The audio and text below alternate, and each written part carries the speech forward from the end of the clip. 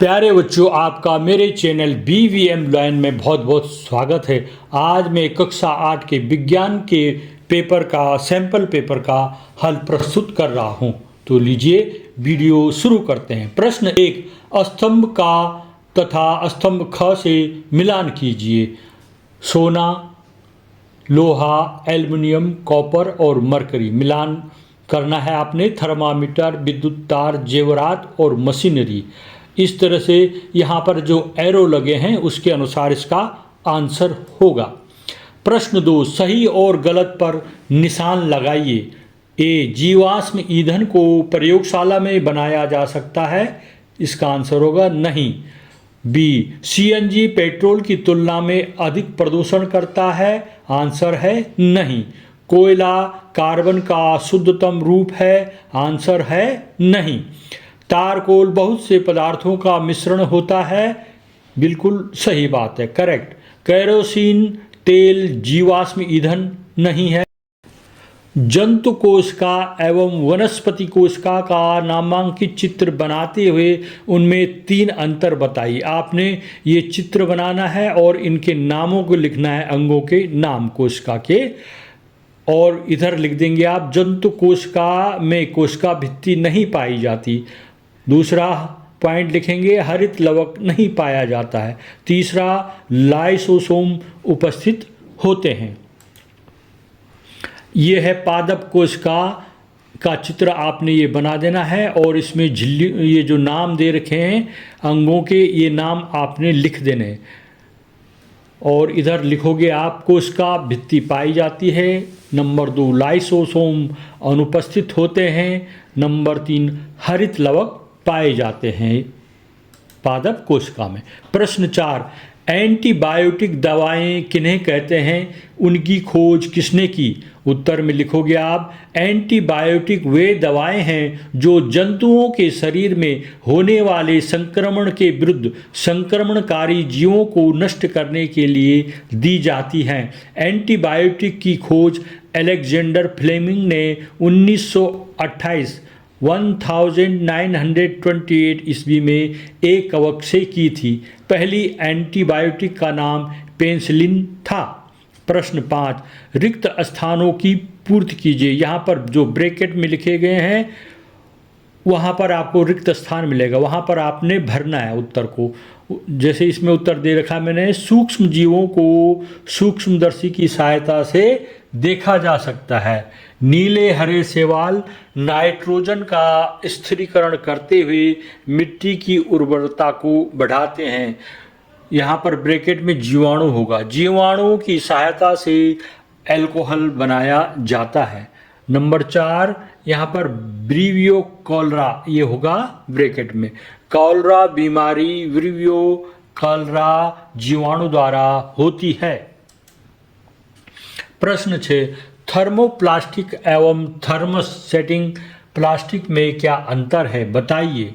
उत्तर, thermoplastic को गर्म करने पर वह पिघल जाता है, जबकि थर्मोसेटिंग प्लास्टिक गर्म करने पर और ज़्यादा सख्त हो जाता है। थर्मोप्लास्टिक को बार बार पिघलाकर आकार दिया जा सकता है, इसलिए इसे रिसाइकिल किया जा सकता है। वहीं थर्मोसेटिंग प्लास्टिक को एक बार ठीक होने के बाद फिर से पिघलाया नहीं जा सकता।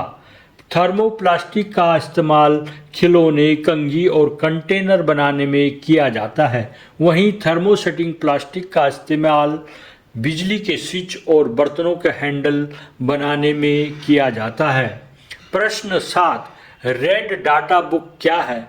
उत्तर लिखेंगे आप इसका, रेड डाटा बुक पौधों, जानवरों और कवकों की दुर्लभ और लुप्त प्राय प्रजातियों को रिकॉर्ड करने के लिए बनाया जाता है। एक सार्वजनिक यह दस्तावेज है। इसे लाल सूची के नाम से भी जाना जाता है।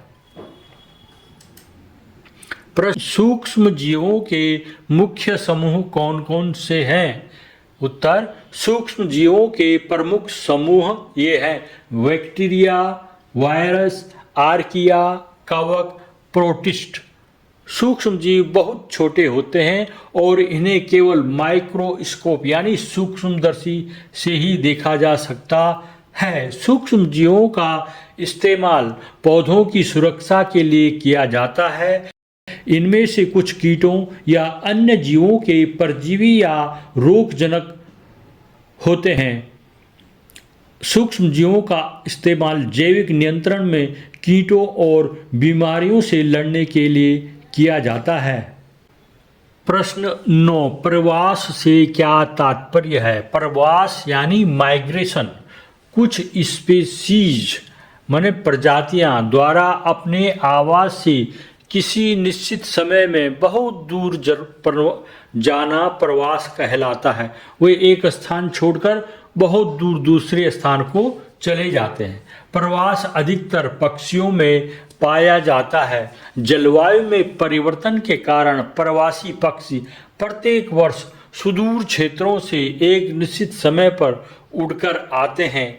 वे यहाँ अंडे देने के लिए आते हैं क्योंकि उनके मूल आवास में बहुत अधिक शीत के कारण वह स्थान उस जीवन यापन हेतु अनुकूल नहीं होता। प्रश्न 10, कोशिका अंगक कोशिका के किस भाग में पाए जाते हैं?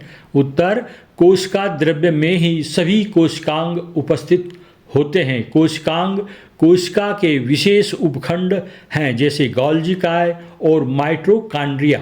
माइटोकॉन्ड्रिया, राइबोसोम, गोल्जिकाय और अंतःद्रव्यीय जालिका विभिन्न कोशिकांग हैं। कुछ कोशिकांग झिल्ली युक्त होते हैं और कुछ झिल्ली रहित, जिन्हें गैर झिल्ली बाध्य कोशिकांग कहा जाता है, जैसे राइबोसोम।